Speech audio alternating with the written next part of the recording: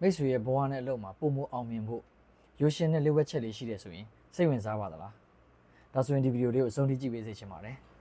ဟုတ်ပါတယ်ကျွန်တော်ကတော့ knowledge တွေကို just for sharing လုပ်ပြီးတော့မယ်ကိုတက်ဖြစ်ပါတယ်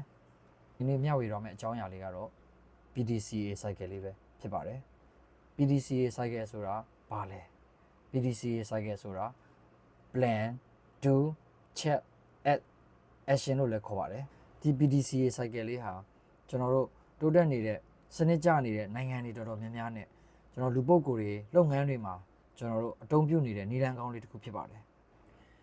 ဟုတ်ကဲ့ကျွန်တော် PDCA လေးကို cycle လေးကိုကျွန်တော်ရှင်းပြမှာဖြစ်ပါတယ် P ဆိုတဲ့ plan မှာကျွန်တော်တို့စီမံချက်ရှိရမှာဖြစ်ပါတယ်ကျွန်တော်တို့အဲ့ plan မှာရည်ရွယ်ချက်တွေကျွန်တော်တို့နည်းလမ်းတွေကျွန်တော်တို့ကြိုတင်ပြင်ဆင်မှုတွေလုပ်ထားရမှာဖြစ်ပါတယ်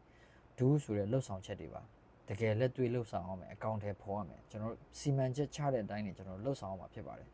ချက်ဆိုတဲ့စစ်ဆေးမှုတွေပြန်လည်လုပ်ရပါမယ်ပြန်လည်စမ်းစစ်ကြည့်ရပါမယ်ကျွန်တော်တို့ဒီလုပ်ငန်းလှုပ်ဆောင်ခဲ့တဲ့ဟာတွေ plan အတိုင်းဖြစ်လာကျွန်တော်သုံးသပ်ရမှာပါဒီလိုချက်လက်တွေကိုလည်းကျွန်တော်တို့စမ်းစစ်ရမှာဖြစ်ပါတယ်နောက်ဆုံးတစ်ချက်ကတော့ act ဆိုတဲ့ action ပါ act လို့လည်းခေါ်ပါတယ် action လို့လည်းပြောလို့ရပါတယ်ကျွန်တော်ဆောင်ရွက်ချက်တွေပါကျွန်တော်အဆက်မပြတ်လုပ်ရမှာပါကျွန်တော်လှုပ်ဆောင်ရွက်မှုတွေကျွန်တော်ပြုပြင်မှုတွေပါတယ်မားတယ်ကျွန်တော်တို့ဘယ်နေရာမှာမားခဲ့တာလဲကျွန်တော် check လုပ်ပြီးလို့ရှိရင်ပြန်လည်ပြုပြင်ရမှာဖြစ်ပါတယ်ဒါကြောင့်ဒီ cycle လေးဟာကျွန်တော်တန်တရားတစ်ခုလေးလို့ပါပဲအစဉ်ဆက်မပြတ်လှုပ်ဆောင်ရမှာဖြစ်ပါတယ်ဟုတ်ကဲ့ဒါဆိုရင်မိတ်ဆွေရဲ့ဘဝနဲ့အလုပ်ကိုပုံမတိုးတက်စေရန် PDCA လေးကိုတုံးကြည့်စေချင်ပါတယ်